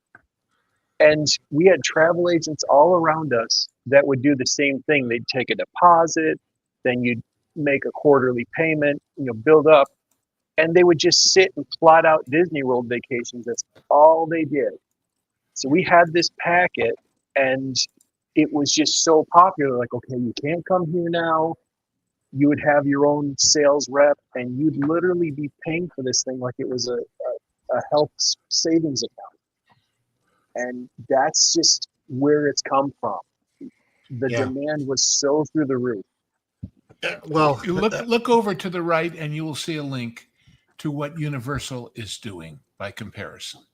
Save $200 on a 2-night or longer stay with a 3-park plus 1-day Universal Epic Universe ticket and admission to Halloween Horror Nights. Exactly. Universal is giving families, giving people what they want. Why can't I find? Oh, there it is. That's what I was looking for. Sorry. I was looking to try and bring that up. And you get the early park admission, and you get a $75 stay, scream, and save discount. Stay, scream, and save. I love it. Or the RIP tour, which is the priority VIP tour through the haunted houses. My God. These people are creative, And Disney is arrogant. Warning, event may be too intense for young children and is not recommended for children under the age of 13. Or Jess. Or me. Is that the new Or fairy Jess, one? yes. Wait, So, no costumes yeah. or masks allowed? I can't go in as a No. wizard. Right. There's no Dude, you gotta grow your own, man. Yeah, there I you can't go. do it in 3 days, Tom. Grow some funk of your own. Da, da. Remember that song? Oh my god. Come on, take some quick grow. No, I don't know. Try how about Chia? Chia. Can we do a green one? Oh gosh. Simpsons No. episode with the hair growth thing. Yes, Universal is bringing the value proposition, and that is a big deal. Disney is taking it away. I know I'm beating a dead horse by saying it yet again, but I'm going to say it yet again. For the average, I always go to Disney all the time, every year. That's what I do. Who used to take Magical Express and therefore be a captive audience. Yep. When they go see Epic and they have this package that says, oh, wait, there's 2 other parks, 3 if you count the water park. It's not just Epic that's new to most of these people. Islands is new to most of these people. The studio is new to most of these people. City Walk is new to those people. And certainly, like you said, Volcano Bay. And they suddenly say, my God, look at all this stuff. And I didn't even know it existed until Disney denied me a bus ride. Right. And that's how stupid that was. God, they're just one of the dumbest moves in history. Cheap. And to add to that, Lou, there's one other thing that people forget. If you simply add on a day at SeaWorld, you now have your animal-centric park, but a animal-centric park, that replaces Animal Kingdom. If you want to do 4 parks, it's still within the geographical location, smaller than Disney World, because it's literally like a mile down the street from Epic Universe. And I think there's like 7 or 8 brand new roller coasters there. There's a Soarin' type ride. Aren't there Muppets there? There are. You have Sesame Street. Sesame Street, yes. If someone were to ask, how do I get to Sesame Street? I can tell you how to get to Sesame Street. You just go to SeaWorld, and there's a Sesame Street parade. They have done such a great job of plussing up SeaWorld in the last decade. While Disney has removed things, SeaWorld's been adding things, and they have food festivals and bands come in. I think I saw Huey Lewis and the News perform there once. It's super cool. 2 years ago at SeaWorld, they had Pop Evil playing there and a bunch of other bands. They have festivals throughout the year like Epcot does, and they bring in bands, Latin festivals, Latin bands. We've seen some amazing things. SeaWorld has really, really plussed up the experience, so much so that the last time I went, I think I waited in traffic 40 minutes to get into the parking lot of SeaWorld, another 30 minutes to find a place to park. And so it took me over an hour just to get from where, it's literally a 10-minute drive from my house to SeaWorld, but I drove 10 minutes to get into the traffic to get into Ubered. SeaWorld. They would have dropped you off right in front, right? There you go. Yeah, they could. You know what, Ron? And I don't like how they redesigned that parking lot. That's my biggest gripe with SeaWorld. I know. It makes it everybody's harder biggest to gripe. navigate. Yeah. But here's the thing. Oftentimes, that parking lot is now so full that they actually have to reroute traffic across the street to They're using those overflows? Overflow. Yeah. Really? Yeah. So SeaWorld's become super popular. It's way more popular now than Disney. It's less expensive to get in. It's affordable to get in. I will say this, their food prices, especially their quick service type food prices, are more than Disney's because that's where they make up for it. But it is what it is. It's all the but other if you have parks. a platinum pass, it drops it. That's true. But it's like Universal and SeaWorld. Universal and SeaWorld they've stepped up. I think the executives have seen what happened over at Disney, and they're like, hey, here's our chance. Let's step it up. And Epic, there is so much more stuff even coming to Epic than what's already there. Disney some people are saying it's going to be 20 or 30 years, if Disney can ever recover from what they've done to themselves before they do. And we'll see. It's crazy. But there's even more than that, because it's not even just the parks. It is every facet of that brand is damaged. Yeah. Every facet, every angle, every perception that you can conceive for the Disney brand is damaged. And like, it's not going to come back overnight. We're just going through, because I got this trip coming up in a couple of days. It's not often I get to go to Orlando Universal. And so we're doing all the budgeting. The restaurants for a family in Disney World, you're looking at $500 a meal. That's what I ended up paying for one of the sit-down dinners. I was just going through and finding all my notes from the last time we were there. It was $500 at Cape May Cafe. That's ridiculous. Yeah. It wasn't even that good. You had the seafood buffet, and you got the $29 add-on for the crab legs that they used to not have, right? We didn't. We just had a lot of people, but it was insane. Yeah. Wait, the restaurant $29 add-on if you want crab legs? Yes. Let me advise anyone going to Las Vegas. The secret is to find out when they switch from the lunch buffet, which doesn't usually have the crab legs, and the dinner one, and show up about 20 minutes before the lunch one is over. You pay the lunch price, you sit there, you relax, and in 20 minutes, you've got the dinner buffet for the same price. That's a little unknown secret, especially at Bellagio and places like that. That works. That works locally here too. Whoops, I just said that out loud. Never mind. There you go. There'll be a lot of late lunchers out there in the crowd after they hear this, right? Hey, that's usually when I eat. I will say at the restaurant that I worked at, we had it's $155 meal for two. But you would be surprised. It's actually a very, very good value, because you are getting a 24-ounce Chulatan steak to split between the two of you. But the steak by itself, I think, is $115. And so if you just get the steak and two side dishes with it, it costs you $115. If you get the meal for two, which is that $40 add-on, you also get a huge appetizer with a giant charcuterie board and secondary appetizers as well, and then you get a dessert to share. The dessert's really small, but the rest of it's so much food. I was gonna say, if you've eaten all that, you haven't got a lot of room left for dessert. No, it's funny, because I would tell people, hey, I'll let you share this 3 or 4 ways if you want to, because it's enough food for 3 or 4 people. We didn't really have a rule as to whether or not, like, we could, as servers, do what we wanted to. I was the kind server that probably made a little bit less by not, being a charlatan to people. But yeah. Anyhow, we've got more support coming, I believe. I thought I saw one over here from. Before you do that, Ron, I need an outro, because I got to rest and recoup before my next appearance over there on the Pro Show. So I want to say goodnight to all of you out there and in here and everywhere in between. And thank you so much for all of the support you give to the various things I do around here. And if you have had enough of me, go to bed after this with a clear conscience. But if not, I'll be on the Pro Show in a few minutes.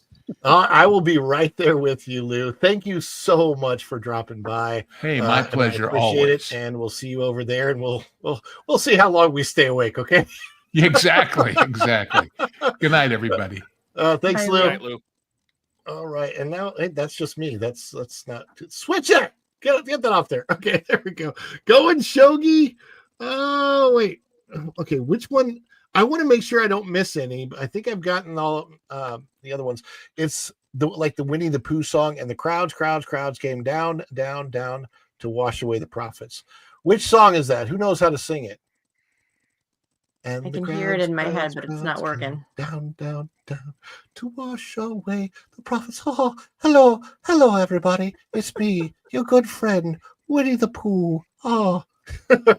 I haven't done nearly as many impersonations lately as I need to really work on them.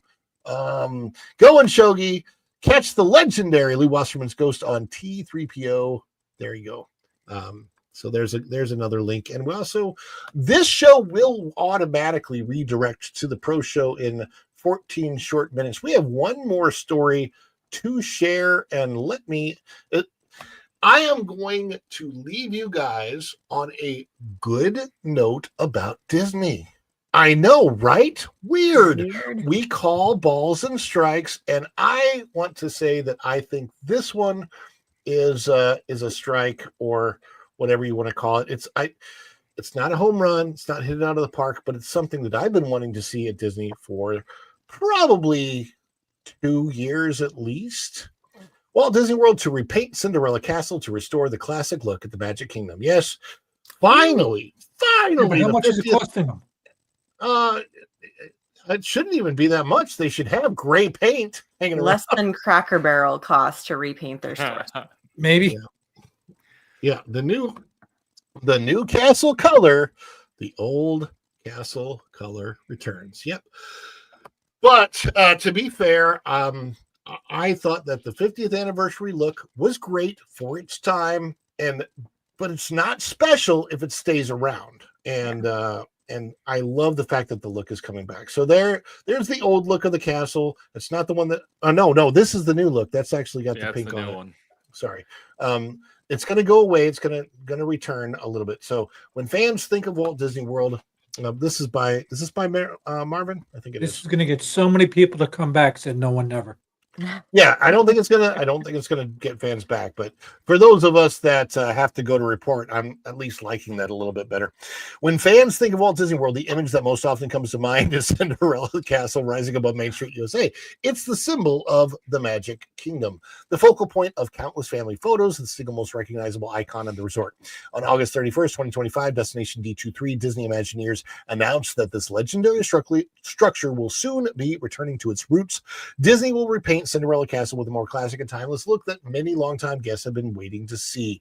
A return to tradition, tradition. I'm sorry, I was Nice to have you. I was in Fiddler on the Roof. It was fun. For years, Cinderella Castle has carried the weight of Disney's constant rebranding and anniversary tie-ins. The most recent royal makeover in 2020 brought a bold coat of rose pinks. You know what triggered this, right, Ron? What triggered it? They seen Cracker Barrel go back on a design, so they figured we got to get jump on this bandwagon too.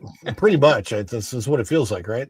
The most recent royal makeover in 2020 brought a bold coat of rose pinks, deep blues accented with shimmering gold. It was very pretty. It was time to celebrate the 70th anniversary of Cinderella and lead into Walt Disney World's 50th celebration. So yes, so kind of two things there: the 70th anniversary of the movie Cinderella when that came out, and then the 50th anniversary of the Magic Kingdom. Completed while the parks were closed during the 2020 shutdowns, the castle's facelift was striking but controversial. Actually, I don't know that it was completely, I don't think it was 100% completed. It was done during that time, but it actually took them until 2021 to get it completely ready for the 50th. Mm-hmm. Somebody just popped in. Did I hear somebody pop in? Oh, Jeremy. Yeah. Jeremy popped out and popped back. Okay, thank you. Appreciate that. All right. So while some praised the bold tones of the Cinderella Castle repaint, others derided the look as garish, too far removed from the stately grays, creams, and soft blues that have defined the castle since its 1971 debut. That debate appears settled now as Disney has confirmed a return to the classic color palette. The refreshed look will emphasize grays, creams, and blues with subtle gold accents. Unlike the bright pinks of the last makeover, this new scheme is designed to blend harmoniously with the Florida sunshine, offering what Imagineers describe as a regal shimmer from every angle. That is true. I will tell you, it's the castle looks more regal and more royal and more like a castle in its classic colors. And this is what's interesting, that there's a science behind the magic. It's not just cosmetic choice. Imagineers revealed that Disney is applying advanced materials and techniques to the Cinderella Castle repaint to ensure the colors remain vibrant despite Florida's punishing sun and humidity. The paints are undergoing accelerated UV and weather testing to guard against fading. What do you think, guys, about the castle going back to classic? I am very happy to see it. It is not a huge change. I wish they would just fix the parks in general, but this is a step back to the Cinderella Castle of my childhood. But I do hope that the rigorous testing they're talking about is a little bit better than the testing that they didn't do for the lights on the ground in Epcot. Oh, God. We'll see Yeah. how it goes. The lights on the ground in Epcot are, I will say, out of all of the things that came out of the 50th anniversary, there's one thing that actually makes me happy, and that is, and it really surprised me. It's actually what's behind you, and that is Spaceship Earth, the LEDs that they put on there, and the Beacon of Magic show. Yeah. I actually really, really like that. That and the front entry plaza of Epcot looks classic the way it did before. What they really need to do now is somehow figure out a way to bring back the original Communicore idea. Journey of Water needs to be covered. I don't even want to get into it because there's way too many things that need to be changed.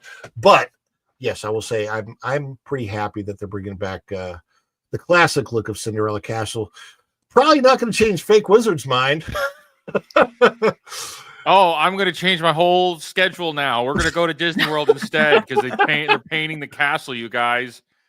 Are you going I never liked Blue the Wrench, color man. they had. You're going to Islands, right? Blue Wrench, you do that. Yeah, the Blue Wrench. You're going to Islands, right? We're doing Islands Epic, of Adventure, and then and then we're Okay, going to so- do we got the double pass. You've got Hogwarts, man. That castle is all you're going to need. Yeah. that castle is awesome. Yeah, I fit in there. And you can get robes, dude. You can get robes. I'll bring my own. Wear them. Yeah, it's amazing. Jeremy, any thoughts on the change over to any thoughts on the change back to classic? Yeah, this goes along with when we were looking at saving up for a vacation there. The Cinderella Bration was huge down there. I don't know if they could ever even reattempt what they did because they let people stay in the castle, I think. But the return to that could do something, couldn't it? The suite is still there. The suite is only, to the best of my knowledge, you cannot rent it. You cannot pay any price for it. It has to be given away. And I don't know how they take care of maintaining the suite for the giveaways. When I was a cast member, I want to say once every 3 months, they had a cast member drawing where you could put your name in a pool. And as a cast member, if you won, you got a chance to stay there. I never won. I put my name in the pool every time. I think it would be cool to stay only one night, but you got to have everything catered to you, because if you have any special needs, you're in a freaking park. Like you're in the middle of the park. Yeah. So it's not a place you would want to stay for a vacation for more than one night. I kind of wish that they would close it off for the most part and open it up to like special VIP tours or something where you could actually just at least pay to go see it when they're not using it or whatever. It'd be cool. But yeah, that's it. I just to wrap this up, I'm happy that they're doing one thing out of a million right. Now, if they could learn a lesson from going back to Cinderella's Castle and go back to Rivers of America and Tom Sawyer's Island, then the circle would be complete. There we go. We have one more super that just came in. I saw this before we head over to Pro Felon Lawyer for the 199. I want the birthday cake castle again. Yeah, the 25th anniversary had Cinderella's. If I had Vash Sky doing all my stuff for me, we'd have a graphic of that on the screen right now. but I am no Vash Sky, and boy, I can't wait to. I'm very excited because this show has shown me a lot of potential tonight, and I'm going to be doing a lot more investigating for how I can produce and do everything and get so much more right. But gosh, look at all this support. We had Maravita became a member, Chef Eddie became a member, Go and Shogi gifted 5, and then we had Maravita gifted 10 new memberships for Follow the Bradley's Fun. Thank you so much. Then we had Andy W chime in. We had Chef Eddie chime in here. Go and Shogi chimed in. And Maravita again and again to hit the goal. Thank you. Go and Shogi again. And Felon Lawyer comes in for the 199. You guys, you know what that calls for, right? That calls for our big, fun, favorite celebration. Guys, get ready in the chat with the emojis. Let's dance. Let's celebrate.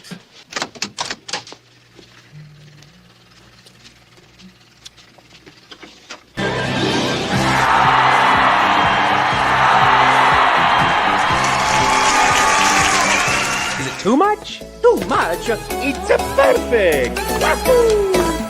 Oh, this is too much. Give me a break. I couldn't be more excited.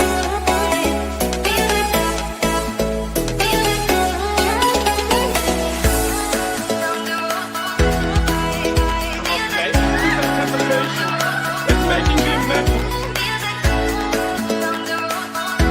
But if they say yes, you can be on the show. I think I would go so crazy.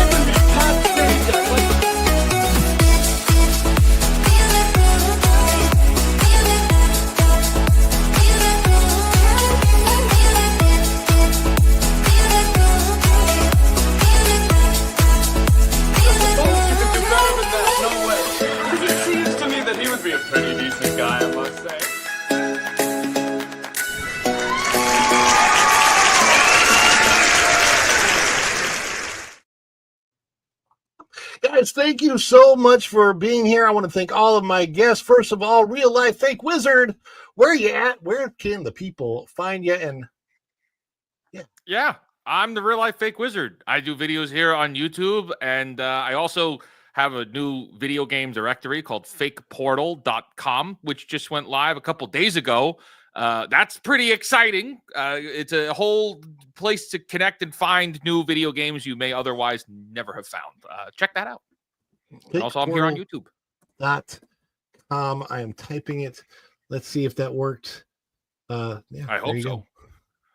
And yes, whether real or fake, he's definitely a wizard. YouTube, Real Life Fake Wizard. Yes, check him out. Please subscribe if you haven't. Obviously, you want to get over there and you want to subscribe to the wizard. He's a wizard. And we have our good friend Strings and Pucks, Mr. Jeremy Laura. Where can people find you? What are you doing? Let the people know. Yeah, come to Strings and Pucks. That's my YouTube channel. I'm doing a lot more acoustic song performances. I call it the Acoustic Coffee Shop. Doing cover songs, doing original songs. And then I take on topics to do with depression and mental illness and things that I've dealt with in my journey. And, I just kind of wrap it all together. That is awesome. So yes, everybody get over there, subscribe to there it is, Strings and the Pucks. All right, and we will tell you to get the puck in here, not out of here. So yes, indeed. Tom TJ Magnify, what you up to? Swinging this around, but no, going to be trying to get some more rocket launches in and some other crazy stuff. Jumping on Arena streams, your streams, a whole bunch of other lives. Dadman walking. So I'm appearing like a bad rash everywhere. He's appearing like a bad rash. That'll sell you. Everybody get over there and subscribe to Tom. And of course, we love Jess Hart's Theme Parks. Hey, thank you so much. Again, I always love being on here. Amazing audience tonight. Thank you guys so much for coming on to the stream with us. Just hop over, check out my YouTube channel. Been a lot more consistent with content and stuff out there, and I'd love to have you over there subscribing. Yes, so get over there to Jess Hart's Theme Parks and get over to the pro show, which is already, I think, started. So we've got to get over to the pro show. Let me get your link on that. There's the chat. The link is in the chat for Jess Hart's Theme Parks, for Jeremy at Strings and Pucks, for Real Life Fake Wizard, for Tom, and thank you. Hit the like button if you haven't done so yet. If you're not subscribed to the channel, subscribe. If you're watching on the replay, say replay gang in the comments and click that notification bell. When you click it, you stick it to the YouTube algorithm. You get notified of all of our uploads here at Follow the Bradley's Fun. Thank you guys so much. And until next time, which will be Wednesday night at 8 p.m., we'll see ya real soon. Bye, everybody. Ciao. Dishes are done, man. Cleans them down to the shop. Ah!